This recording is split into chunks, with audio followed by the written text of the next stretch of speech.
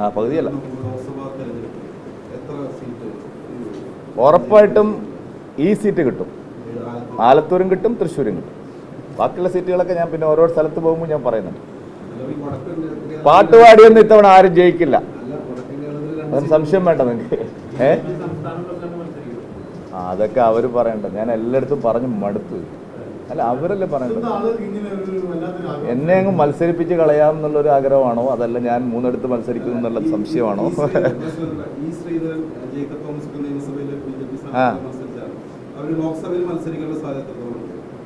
അല്ല, അതെന്ന് പറഞ്ഞാൽ ഈ പട്ടിക തയ്യാറായി വരുന്നേ ഉള്ളൂ. സാധ്യത എന്ന് പറഞ്ഞാൽ ഇപ്പോൾ നിങ്ങളിത് CPM-മാരോട് ചോദിക്കുന്നുണ്ടോ?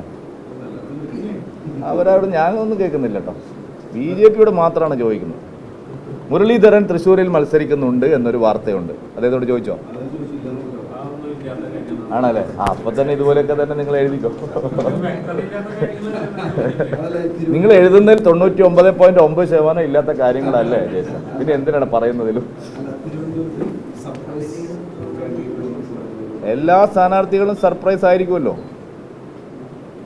നിങ്ങൾ ചില ആളുകളെ നേരത്തെ പ്രഖ്യാപിക്കുന്നതുകൊണ്ടാണ് പ്രഖ്യാപിക്കുമ്പോൾ സർപ്രൈസ് ഇല്ലാത്തത്. ഞങ്ങൾ പ്രഖ്യാപിക്കുമ്പോൾ നിങ്ങളെന്തിനാണെന്ന് ഞങ്ങൾ സ്ഥാനാർത്ഥി പട്ടിക പ്രഖ്യാപിക്കുന്നത്?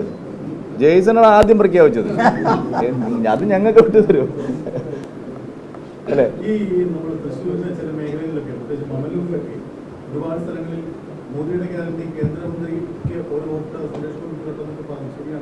മോദിയുടെ ഗ്യാരണ്ടി കേരളത്തിന് ഉറപ്പല്ലേ?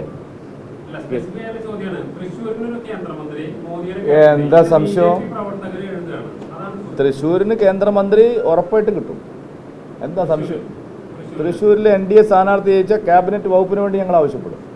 ഇത് നിങ്ങൾക്ക് അറിയാത്ത കാര്യമാണോ? വേവലാതിയിൽ സന്തോഷമുണ്ട്, പക്ഷെ അത് എന്തിനുള്ള വേവലാതിയാണെന്നാണ്.